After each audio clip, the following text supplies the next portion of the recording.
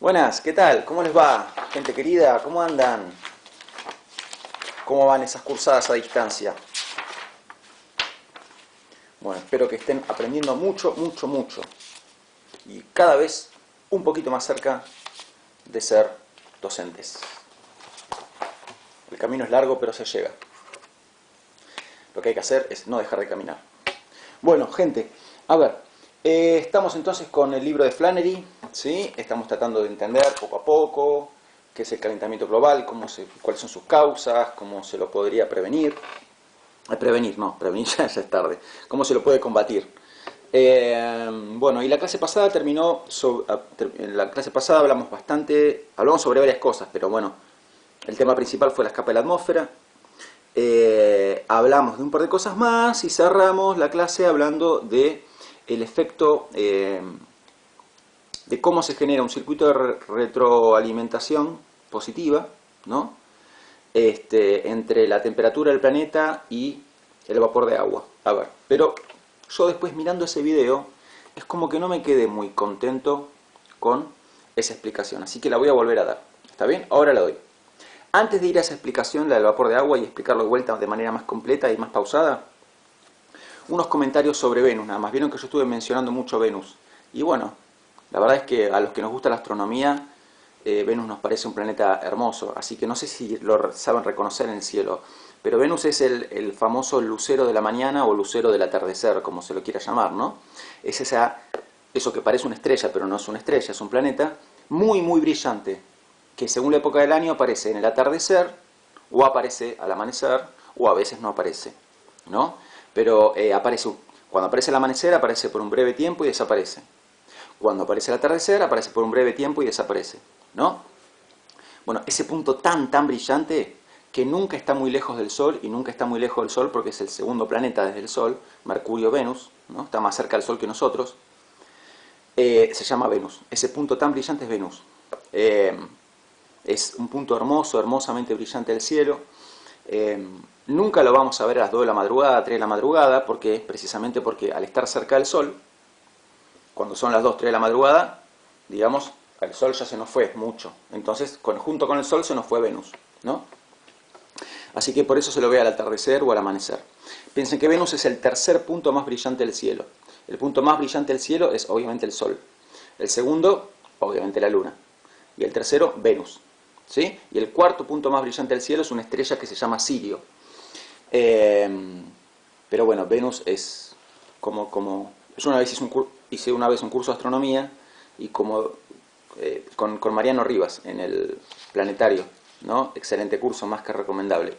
Y como dijo una vez Mariano Rivas, Venus es fuera de serie. Una vez que aprendes a reconocerlo en el cielo, te das cuenta de que es fuera de serie. Hablamos bastante mencioné algunas características sobre la atmósfera de Venus, sobre la temperatura que hay en Venus, que hace cientos de grados en Venus, que la cantidad de dióxido de carbono es del 90 y pico %.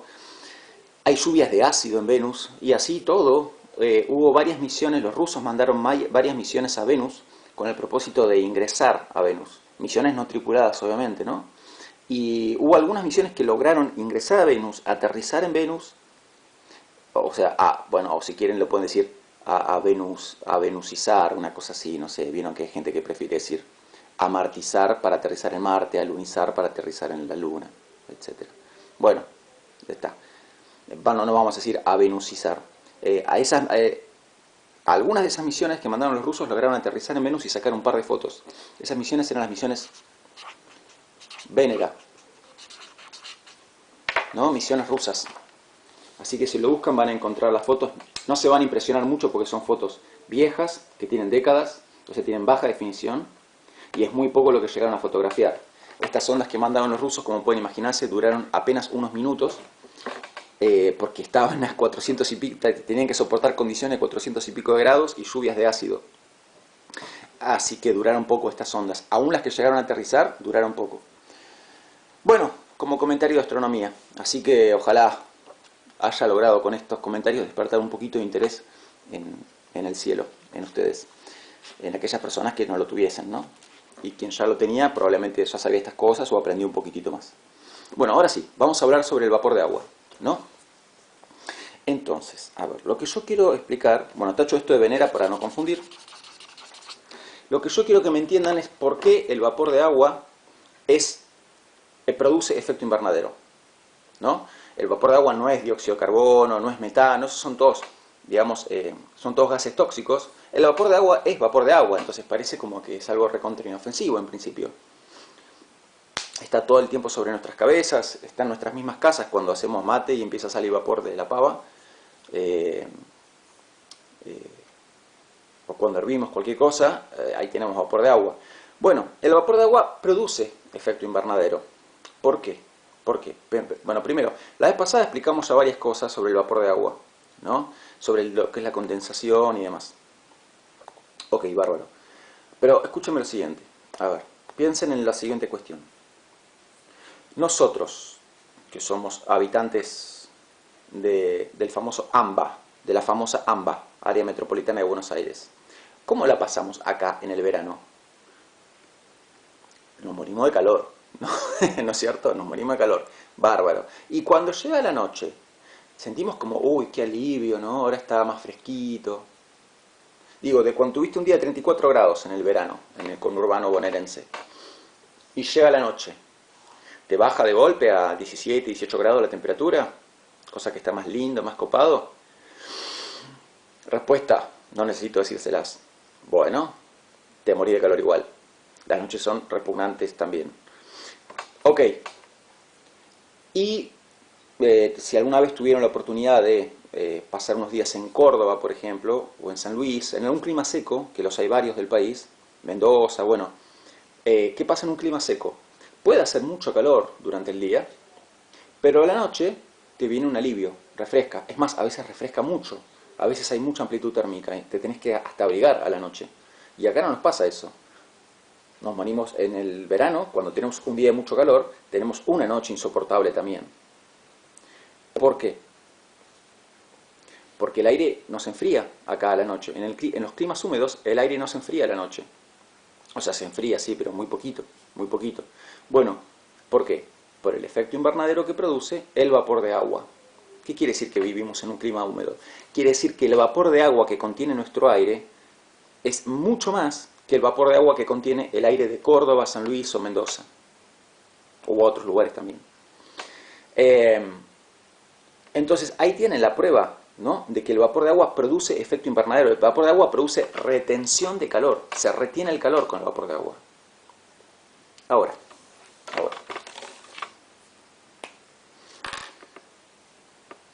Vamos a hacer el siguiente dibujo. Vapor de agua. Creo que la vez pasada dibujé H2O. Bueno, vapor de agua. ¿Qué produce el vapor de agua? Aumento de la temperatura. Porque se retiene calor.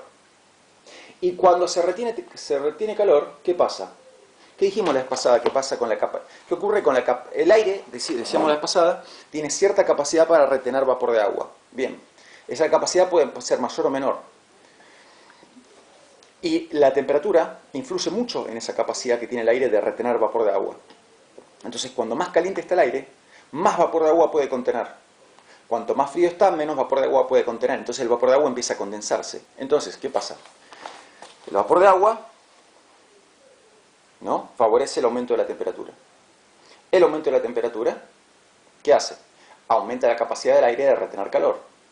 El aumento de la temperatura aumenta la capacidad del aire de retener vapor de agua. Entonces, se junta más vapor de agua en el aire. Y al juntarse más vapor de agua, se retiene más calor. Y al retenerse más calor, aumenta la capacidad del aire de retener vapor de agua. Entonces se forma este circuito. Este es un circuito de retroalimentación positiva, como el que habíamos visto anteriormente sobre el albedo y el aumento de temperatura, ¿no? Entonces, en lo que es calentamiento global, hay 2 o 3 circuitos de retroalimentación activa que hay que conocer. El del albedo y la temperatura es uno, el del vapor de agua y la temperatura es otro.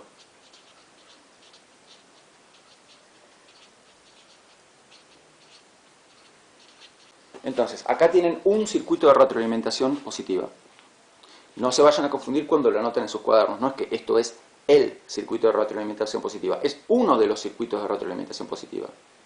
Otro es el del albedo y del calor, que ya lo vimos la vez pasada. Bueno, ¿y qué falta agregar acá? Algo que yo puse la vez pasada en el esquema, en el dibujo. ¿Qué es qué cosa? Que a medida que aumentan las concentraciones de dióxido de carbono en la atmósfera, aumenta la temperatura. Como aumenta la temperatura, se retiene más vapor de agua. Como se retiene más vapor de agua, aumenta la temperatura. Pero el tema es que, digamos, este circuito, que ya es como bastante, digamos, que se autopotencia solo, está incentivado todavía más. Hay algo que le está dando más fuerza todavía a esto, es el aumento de concentraciones de dióxido de carbono. Entonces, esto ya solo es un circuito de retroalimentación positiva. Y esto está grabado ¿por qué? Porque al haber emisiones excesivas de dióxido de carbono, aumenta la temperatura del planeta. Y entonces se forma todo esto. ¿Está bien? Esto fue el temita de la vez pasada que para mi gusto quedó insuficientemente explicado, y creo que con esto ya estamos mejor. Bien. Ahora, en ese capítulo, o sea, la vez pasada estábamos hablando del capítulo, no llegamos al 3 creo, no llegamos al 3, estábamos todavía en el 2. No vamos a estudiar todos los capítulos del libro, son 30, ¿no? Vamos a seleccionar algunos. De los 30 hay 20 que vamos a estudiar, no es que son los primeros 20, ¿no? Sino que hay algunos que sí y otros que no. En total son 20 los que vamos a estudiar. En algunos nos enfocaremos más, en otros nos enfocaremos menos. Iremos avanzando al ritmo que sea más adecuado. Escuchen, sobre el final de ese capítulo 2, ¿sí? No sé si sobre el final, en ese capítulo 2, Flannery menciona una característica de la atmósfera, ¿no? Que él llama de esta manera un poquito así como, para mi gusto, la palabra que usa es un poquito estrambótica, pero bueno, telequinesis de la atmósfera, ¿no? Él nos dice que la atmósfera tiene la propiedad de ser telequinética. La atmósfera es telequinética. Bueno, ¿por qué digo que es un poquito estrambótico usar este nombre? Porque cuando yo escucho la palabra telequinesis pienso en los X-Men o los Jedi, ¿no? De la Guerra de las Galaxias moviendo objetos con la mente. Bueno, no tiene que ver con eso. ¿Con qué tiene que ver esto de la telequinesis de la atmósfera? Con que en la atmósfera todo se desplaza a una velocidad enorme. Enorme. La atmósfera está hecha de gases, también hay vapor de agua, bueno, pero todo se desplaza a muchísima velocidad. Entonces, digamos, a ver, si yo vivo, tengo mi casa en la orilla de una laguna, y vos sos un vecino, sos una persona que vive también en la orilla de la laguna, pero en la orilla de enfrente, y tenés por costumbre tirar basura a la laguna. Bueno, en algún momento, esa basura, algo de esa basura va a llegar a la orilla donde vivo yo, y entonces me voy a enojar con vos y te voy a decir, che, ¿por qué tirás basura en la laguna? ¿No ves que por más que la tires donde vos vivís, me termina llegando a mí? ¿Por qué? Porque en el agua todo se va desplazando, ¿no? Bueno, esto que expliqué con este ejemplo tan simple, tan tonto de la laguna, obviamente se aplica a lo que es la contaminación de las aguas en general, ¿no? De ríos, de mares, océanos. Ok, pero ¿qué pasa con la atmósfera? Ocurre lo mismo, pero a muchísima mayor velocidad. Entonces, piensa en un ejemplo que da el autor del libro. Cuando uno respira, ¿no? Y exhala aire, uno está exhalando dióxido de carbono, entre otras cosas. Entonces, ese dióxido de carbono que uno exhala, en aproximadamente una semana, ya está en otro continente. O sea, se dispersa tan rápido, viaja tan rápido por la atmósfera, que en una semana ya está en otro continente. Entonces, por eso el calentamiento global es un problema global, ¿no? Entonces, no hay tal cosa como, o sea, no existe el concepto de que, bueno, tal país tiene el aire contaminado, lleno de dióxido de carbono, y otro país no. No, porque la atmósfera es toda una unidad, porque el planeta entero, los mares también, pero digamos, en el caso de la atmósfera es donde más claramente se ve eso, ¿no? Porque los cambios enseguida son globales, muy rápidamente son globales. Entonces, bueno, para tener en cuenta, ¿sí? En una semana el dióxido de carbono que uno larga ya está en otro continente, y en unos meses nomás ya recorrió el planeta entero, ¿no es cierto? Así que, bueno, y con esto más o menos terminamos lo que sería el capítulo 2. Vamos al capítulo 3. Capítulo 3. Bien, ok. El capítulo 3 tiene como bastantes números, ¿no? Hay que tener un poquito de paciencia porque hay que hablar de unos cuantos números. Entonces, a ver. Yo les había dicho, creo que en la primera clase, que las proyecciones dan que estamos avanzando hacia una concentración de dióxido de carbono de 600 partes por millón.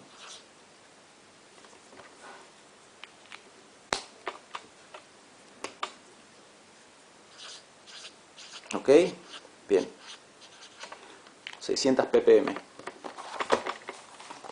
¿Qué significa esto? Significa que de 1.600.000, o sea, es una medida, como una medida porcentual, ¿sí? Ya lo expliqué la vez pasada, pero lo que tomás como denominador es no 100, sino 1.000.000.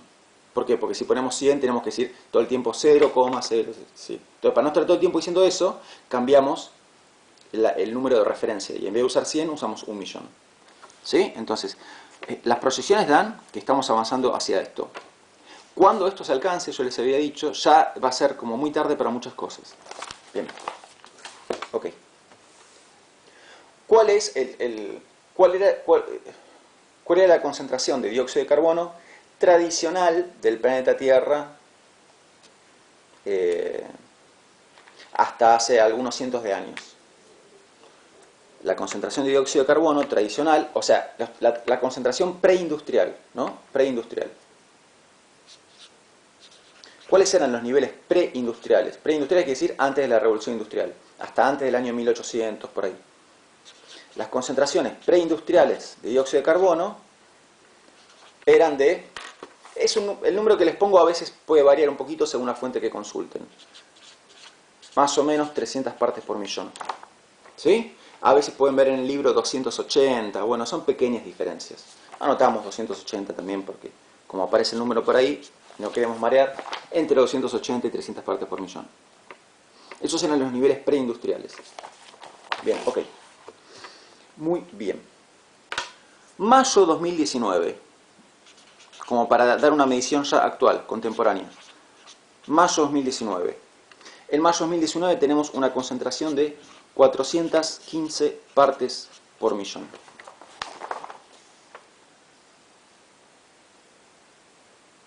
Entonces, las concentraciones preindustriales eran de entre 280 y 300, ¿no es cierto? A ver, entiéndame lo siguiente. Las concentraciones preindustriales, las concentraciones, digamos, de dióxido de carbono que no implicaban calentamiento global, eran de entre 280 y 300. En 600 ya es muy tarde. ¿Dónde estamos ahora? En 415. Ok. La pregunta que uno podría hacerse acá es, bueno, ¿cuál es ese umbral crítico donde ya estamos entrando en la zona de no retorno, donde no hay retorno? ¿No? Porque evidentemente no es que recién a los 600, hasta 599 no pasa nada, y en 600 ya está, se pudrió todo, digamos. No es así, sino que hay una franja, hay una zona crítica, ¿no? Donde ya se está entrando en el riesgo de que se produzcan efectos irreversibles desde todo punto de vista. ¿Cuál es ese umbral crítico? Entre 450 y 550.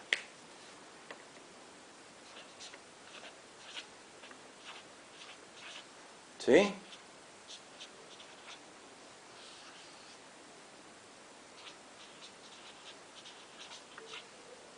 Acá está el umbral crítico que ya estamos, del cual ya estamos muy cerca de entrar.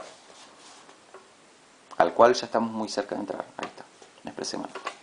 ¿Sí? Como pueden ver, ya estamos bastante cerca de ese umbral crítico. ¿Qué quiere decir entonces? Quiere decir que 600 es como la estimación más así conservadora, pero en algún momento de este umbral crítico ya podría producirse eso. O sea, a partir de 450 ya está el riesgo de que se produzcan los cambios absolutamente irreversibles en el planeta. En 600 se lograron seguro. Decía, en 600 se lograron, ¿qué palabra? Se produjeron seguro esos cambios irreversibles. Pero en esta zona ya podrían aparecer. Lo que quiero decir es, podrían llegar antes que 600. Podrían llegar antes que 600. Por eso se establece este umbral crítico. Ya en 450 hay riesgo. ¿Sí? Estamos ahora en 415. Bueno, y seguramente con respecto a marzo de 2019, que ya pasó un año y pico, debe ser más que 415. Bueno, ok. Después, un dato que les digo, que aparece en el libro, es que a veces el autor da las medidas, no en parte, cuando al momento de medir lo que serían las concentraciones de dióxido de carbono y otros gases de efecto invernadero, el autor muchas veces da la medida no en partes por millón, sino en gigatoneladas. Gigatoneladas. Entonces vamos a hablar un poquito de qué es esto de una gigatonelada. Una gigatonelada, bueno, es como en informática, un gigabyte. ¿Cuánto es un gigabyte? Un gigabyte es 1000 megas. ¿Y cuánto es un mega? Un mega es 1.000.000 de bytes. Entonces, un gigabyte es 1000 millones de bytes. O sea que una gigatonelada, o gigatonelada, perdón, me salió como gigabyte, una gigatonelada equivale a 1000 millones de toneladas. 1000 millones de toneladas. O sea que 1000 millones de toneladas equivale a este número. Si lo pasamos todo a números, a ceros,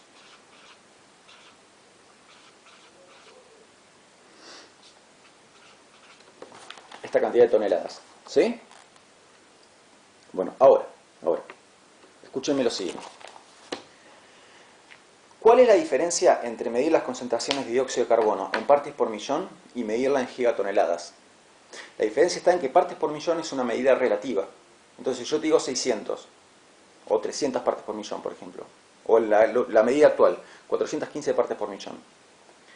¿Qué significa? Que significa que de 1.000.000, 415 es dióxido de carbono. ¿Sí? De la masa total de gases en la atmósfera, bueno, si tomaras 1.000.000 de algo, 1.000.000 de kilos, 1.000.000 de gramos, 1.000.000 de lo que vos quieras, 415 de esa unidad que tomaste como referencia va a ser de dióxido de carbono. O sea, es una medida relativa. A ver, y gigatoneladas es una medida absoluta. A ver, vamos con otra cosa a ver si se entiende mejor. A ver, imaginen que imaginen que yo agarro una botella con 950 centímetros cúbicos de agua, o sea, casi un litro, ¿no? 950 centímetros cúbicos de agua, y le agrego 50 gramos de azúcar. Entonces, 950 centímetros cúbicos de agua es casi un litro es 1000 centímetros cúbicos. ¿Ok? Bien. Esos 950 centímetros cúbicos de agua pesan 950 gramos. Un centímetro cúbico de agua pesa 1 gramo. Entonces, esos 950 centímetros cúbicos pesan 950 gramos. ¿Qué pasa si a eso le agrego 50 gramos de azúcar? Bueno, entonces, ¿qué pasa si yo a esa botella le agrego 50 gramos de azúcar? Yo tenía 950 centímetros cúbicos de agua, que representan 950 gramos, porque un centímetro cúbico de agua representa 1 gramo. ¿Ok?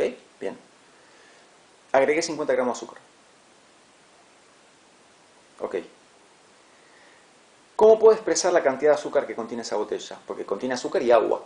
Entonces, ¿cómo puedo expresar la cantidad de azúcar que contiene? Yo puedo decir, como hay un kilo dentro de esa botella, ese kilo está conformado por 950 gramos de agua y 50 gramos de azúcar, yo puedo decir, y un kilo son 1000 gramos, entonces yo puedo decir, esta botella contiene 50 partes por 1000 de azúcar. 50 partes por 1000 de azúcar. ¿Por qué? Porque de 1000 gramos, 50 son de azúcar. ¿Se me entiende?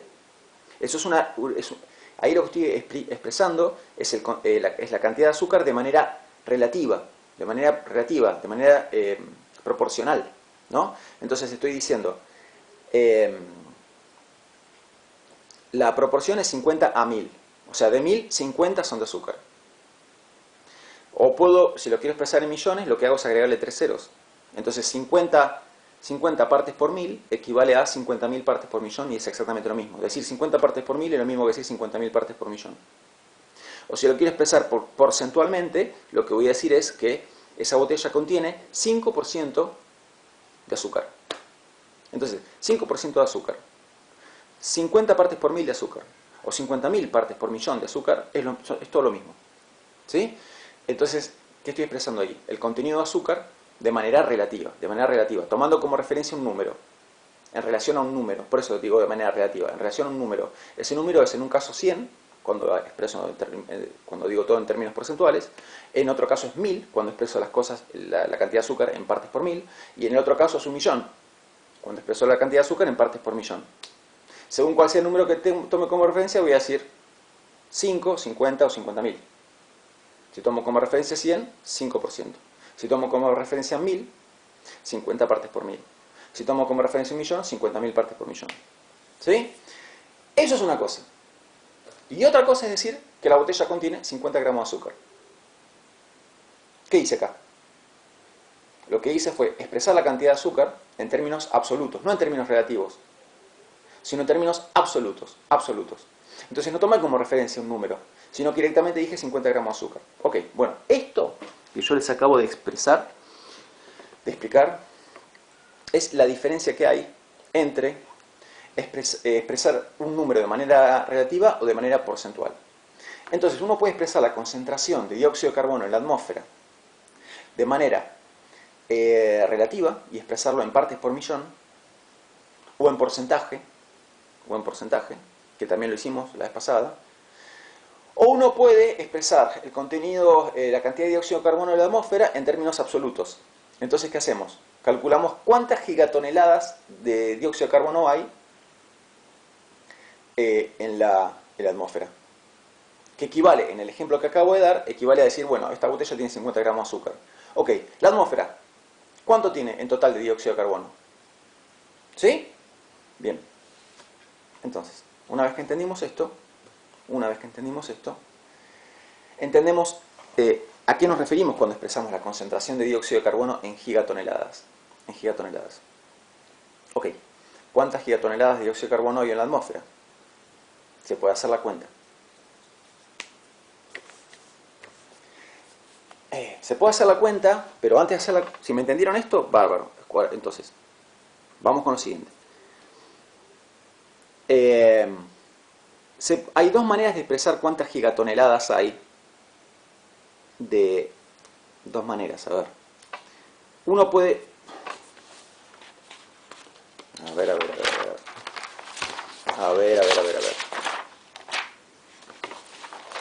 Ustedes recordarán que la molécula de dióxido de carbono se escribe así. CO2. ¿Qué quiere decir CO2? Quiere decir que la molécula está compuesta de 3 átomos. ¿Qué átomos? Un átomo de carbono y 2 átomos de oxígeno. Por eso pongo una C y 2 letras O. ¿Sí? Bien. Entonces, cuando queremos medir la cantidad de gigatoneladas de dióxido de carbono en la atmósfera, lo primero que tenemos que decidir es si queremos medir cuántas gigatoneladas hay de dióxido de carbono o cuántas gigatoneladas hay de carbono. Porque si yo lo que quiero medir es la cantidad de gigatoneladas de dióxido de carbono, mido cuánto hay de esta molécula. Y si yo lo que quiero medir es la cantidad de toneladas de carbono, entonces lo que quiero medir es cuánto hay de esto. Y el número que me va a dar va a ser menor. Porque cuando yo expreso las gigatoneladas de dióxido de carbono en la atmósfera, estoy contando el peso del carbono y el peso de los 2 átomos de oxígeno que tiene cada molécula de dióxido de carbono. ¿Me entienden? Y cuando yo expreso la cantidad de gigatoneladas de carbono en la atmósfera, lo que estoy expresando es solamente esto. Estoy ignorando el peso de estos dos átomos de oxígeno y estoy tomando en cuenta únicamente el peso de este átomo de carbono. Ustedes me preguntarán, bueno, pero ¿por qué vas a tomar en cuenta solamente el peso del carbono? Toma en cuenta el peso de la molécula total y listo. No. ¿Por qué? Porque en realidad de esto, lo que causa efectos catastróficos en el medio ambiente es esto, el carbono. ¿Sí? Entonces, por eso muchas veces cuando se expresa, se habla de cuántas gigatoneladas hay en la atmósfera, se dice cuántas gigatoneladas de carbono. De carbono. Entonces el número va a ser diferente, las gigatoneladas van a ser diferentes si contamos toda la molécula o si contamos solamente el carbono. Repito, ¿por qué muchas veces se toma en cuenta solamente el peso del carbono? Porque el carbono es lo que causa tanto daño. Bien. ¿Sí me entendieron esto? ¿Sí? ¿Sí me entendieron esto? Entonces,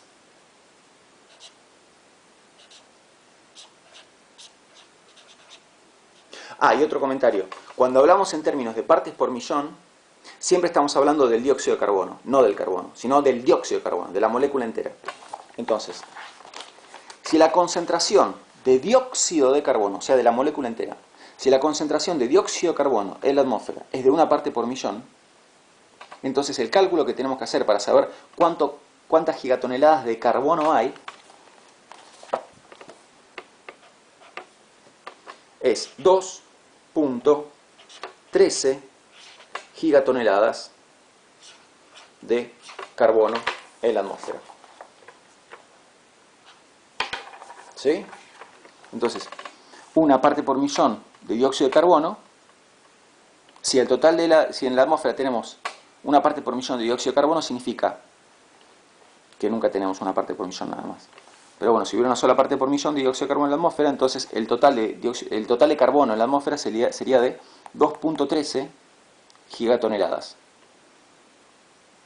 2.13 gigatoneladas de carbono.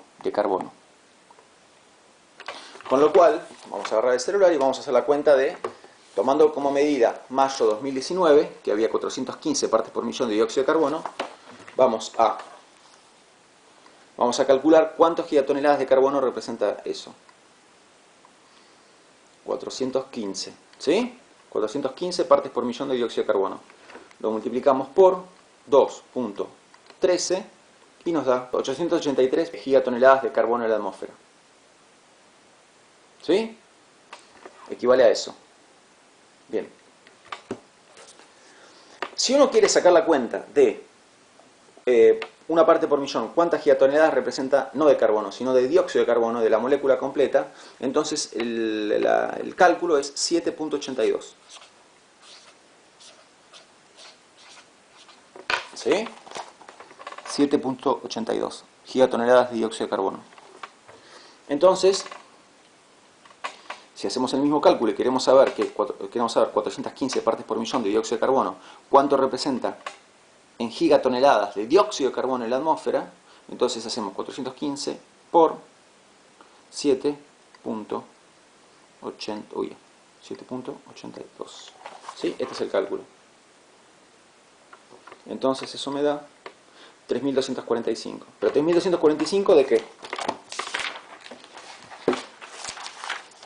Perdón, se cortó. ¿3.245 de qué? De la molécula completa. De la molécula completa. No nos molesta tanto la molécula completa, nos molesta esto. ¿Sí? Por eso de este 3.245 nos molesta ese 880 y pico. De estos 3.245 gigatoneladas, 880 y pico son de esto. Del carbono. Bien. Ok. Bueno, para ir de a poquito, más o menos, cerrando la clase, vamos a hablar de los diferentes gases de efecto invernadero. ¿Sí? Porque el dióxido de carbono es un gas de efecto invernadero. Es un gas de efecto invernadero. ¿Por qué habiendo otros gases de efecto invernadero? Hay más de 30 en total. Más de 30 gases de efecto invernadero. ¿Por qué hablamos tanto del dióxido de carbono? Porque es el que más problemas genera. ¿No? Esto es como si te digo, como si te digo. Imagínate que vos tenés en un vecindario gente que causa problemas. Bueno, ¿cuánta gente hay en el vecindario? 1000. Bueno, ok. De esos 1000, tenés 200 ¿qué complica más de esos 1000? 200 que causan un poco de problemas todos los días, o 20 que de vez en cuando causan problemas más serios, O dos que de vez en cuando causan problemas muy serios. No sé si se entiende la comparación, ¿no? Como para hacer una metáfora con lo que serían los diferentes gases de efecto invernadero.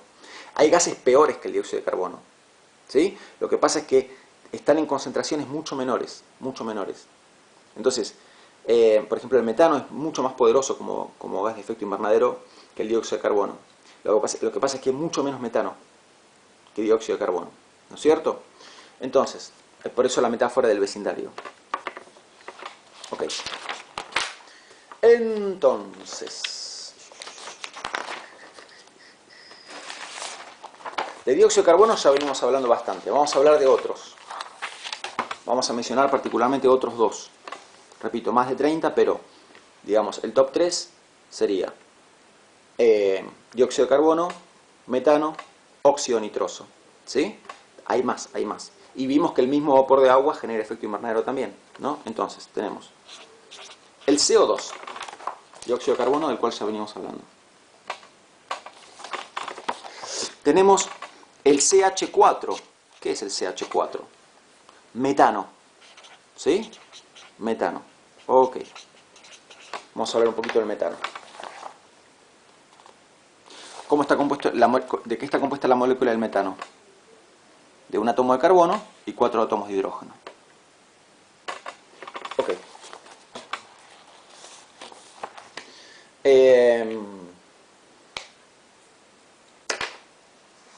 Aparte, como pueden darse cuenta, cuando medimos las gigatoneladas, no sé si se dan cuenta de algo acá, que cuando medimos las gigatoneladas de carbono en la atmósfera, estamos viendo las gigatoneladas representadas no solo por las moléculas de dióxido de carbono, sino también, por ejemplo, las moléculas de metano. No sé si me siguen con lo que estoy diciendo. Está bien, son muchas menos las moléculas de metano, pero entran en la cuenta total. O sea, cuando hablamos de partes por millón de dióxido de carbono en la atmósfera, estamos teniendo en cuenta el dióxido de carbono. Cuando hablamos de gigatoneladas, no gigatoneladas de dióxido de carbono, sino gigatoneladas de carbono, ¿qué estamos contando? Estamos contando el carbono que está en cada molécula de dióxido de carbono, el carbono que está en cada molécula de metano y el carbono que está en cada molécula de otros gases de efecto invernadero. Bueno, vamos a hablar un poquito del metano. A ver. No, esperen. Vuelvo por un momento al dióxido de carbono. ¿Cómo se emite dióxido de carbono a la atmósfera? La principal causa de las emisiones de dióxido de carbono a la atmósfera es la quema de combustible fósil. La quema de combustible fósil. Entonces, yo creo que ya conté. Pasa que vamos a hablar mucho más sobre esto en las clases que quedan. Pero los combustibles fósiles son básicamente tres.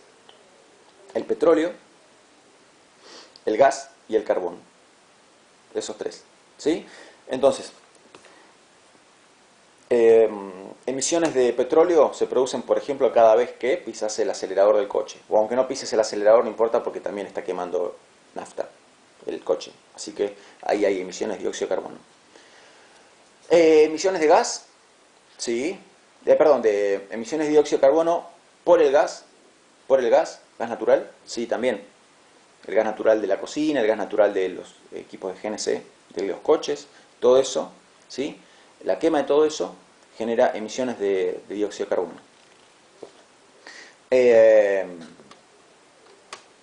¿Qué pasa con el carbón?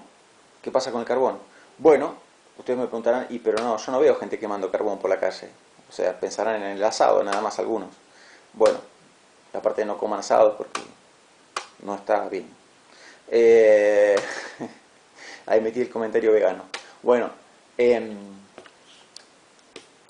yo lo que iba a decir es lo siguiente. ¿Por qué se quema tanto carbón?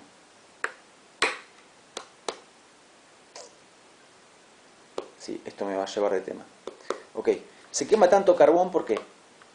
Porque en las ciudades y en las industrias usamos electricidad. A electricidad hay que generarla. ¿Cómo se genera la electricidad? Hay diferentes maneras de generarla, ¿no? Por ejemplo, se puede generar electricidad de manera eólica, ¿no? Habrán visto los generadores eólicos que son muy altos y que tienen como forma de hélice y que son movidos por el viento, y al ser movidos por el viento, ¿no? Hacen andar una turbina que genera corriente. Después tienen represas hidroeléctricas, ¿no? Que son movidas porque por el paso del agua se las coloca en un río y el río mueve, hace girar también una turbina y eso genera corriente. Y luego tenemos, ¿qué más? Tenemos las centrales nucleares, eso es bastante más complicado de explicar cómo funciona, pero en última instancia las centrales nucleares igual hacen lo mismo que las centrales a carbón. Esperen, antes de expliqué las hidroeléctricas, las eólicas, tienen las solares también, el sol, con la luz del sol se puede generar corriente. Y ahora sí, vamos a las nucleares y a las de carbón. A ver, primero explicamos la de carbón y después digo las nucleares. Una central generadora de corriente que funciona a carbón, una central eléctrica a carbón, lo que hace es quemar carbón para calentar con el carbón agua, de manera tal que el agua hierva, ¿sí? Y cuando el agua hierve, va con mucha presión para arriba y hace andar una turbina. Y esa turbina, al girar, genera ¿qué cosa? Energía eléctrica. Energía eléctrica.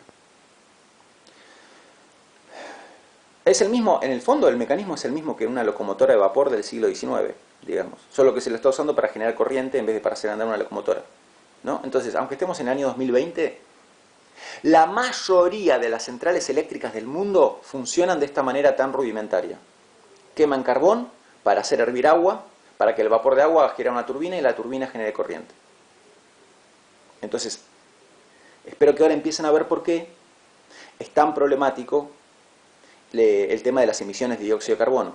Porque hay incontables centrales eléctricas que están quemando incontables de miles de toneladas o millones de toneladas de carbón por hora, que está permanentemente emitiendo, que al quemarse emite dióxido de carbono a la atmósfera.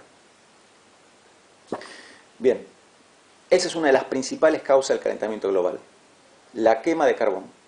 La quema de petróleo, que es otro combustible fósil, también genera emisiones.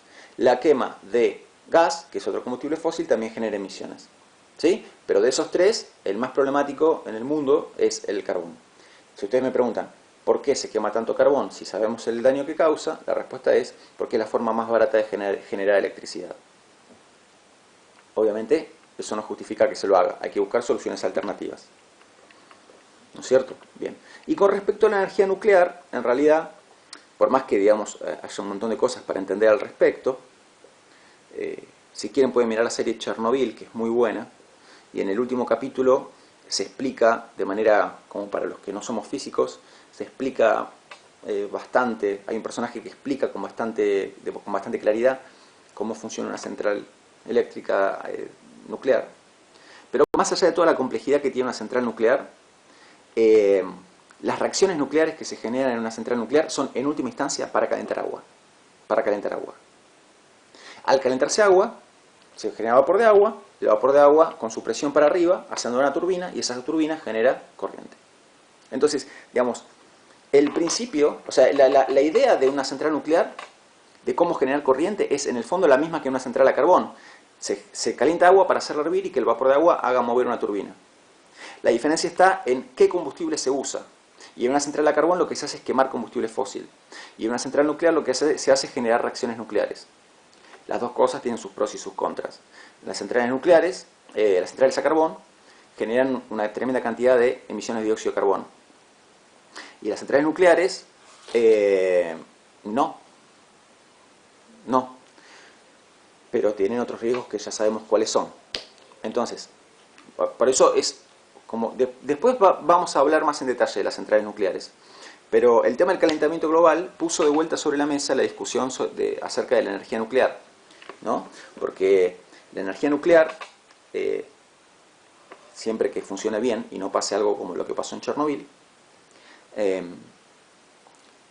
permite generar mucha energía, mucha corriente, mucha electricidad, sin esas emisiones de dióxido de carbono que tiene una central de carbón.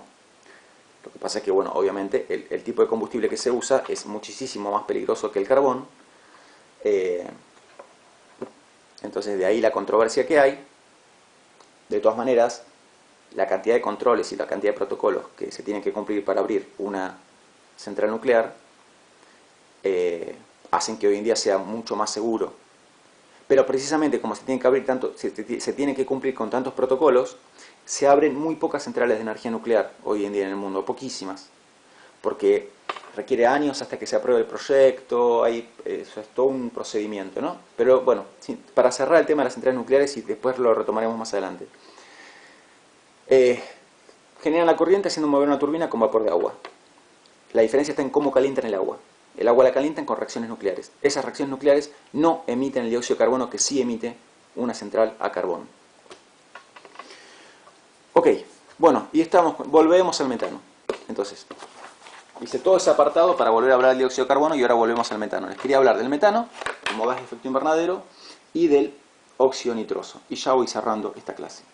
Ok, entonces, el metano. El metano genera efecto invernadero. ¿Sí? Genera efecto invernadero al igual que el dióxido de carbono. ¿Cómo se genera el metano? El metano, o sea, es muy diferente el proceso de generación del metano. El metano es generado por bacterias. Hay bacterias que generan metano. Ustedes me preguntarán, bueno, ¿y acá qué culpa tiene el ser humano? Sí, tiene bastante culpa. ¿Por qué? ¿Por qué? Porque, a ver, el metano es generado por bacterias. Esas bacterias que generan metano, que largan metano, ¿dónde viven? Viven fundamentalmente en los intestinos de los seres vivientes y en los pantanos, o cualquier lugar que sea como una ciénaga, ¿no? Como un pantano. Entonces, cada vez que un ser viviente, vamos con los seres vivientes primero, cada vez que un ser viviente eructa o expulsa una flatulencia, está liberando metano a la atmósfera. Obviamente no es que por los pedos de la gente hay calentamiento global. ¿Por qué el metano contribuye al calentamiento global? Por dos razones importantes. Una, las flatulencias de las vacas. Entonces la industria ganadera genera muchísimas emisiones de metano a la atmósfera, porque las vacas tienen un aparato digestivo gigante y expulsan muchas flatulencias, entonces emiten bastante metano a la atmósfera. Entonces el metano es responsable más o menos de entre el 15 y el 17% del calentamiento global. Entonces no es un problema menor. En orden es el segundo culpable, claramente, después del dióxido de carbono, que le gana por bastante, pero representa entre el 15 y el 17% del calentamiento global, ¿no? Entonces, ¿por qué hay tantas vacas? Hay vacas porque hay una industria que busca tener cada vez más vacas, ¿no? Reproducir las vacas y que haya muchas para vender sus partes muertas, ¿no? Y diversos productos que vienen de ellas, como la leche y demás. Entonces, ahí tiene una causa. Y la otra causa está en las bacterias que viven en pantanos y ciénagas. ¿Por qué? Porque hay cultivos que requieren de ese tipo de contexto, de ese tipo de siembra, ¿no? Especialmente el cultivo de arroz. El cultivo de arroz. No sé si habrán visto en algunas películas o quizás en algún momento de la vida real que el arroz se siembra, ¿sí? Sobre charquitos de agua, sobre lagunitas de agua. Bueno, en esas lagunitas viven bacterias y esas bacterias emiten metano. Bien, el metano es 60 veces más poderoso que el dióxido de carbono como gas de efecto invernadero. Una molécula de metano genera 60 veces más efecto invernadero que una molécula de dióxido de carbono. ¿Por qué el metano no llega a ser el principal culpable? Porque la concentración de metano en la atmósfera es mucho menor. La concentración de metano actual en la atmósfera es de aproximadamente 1,5 partes por millón. 1,5 partes por millón. O sea que no hay ni punto de comparación con la cantidad de dióxido de carbono que hay. Por eso la comparación que yo hacía del vecindario y demás. Bueno, ok. Vamos a hablar del óxido nitroso.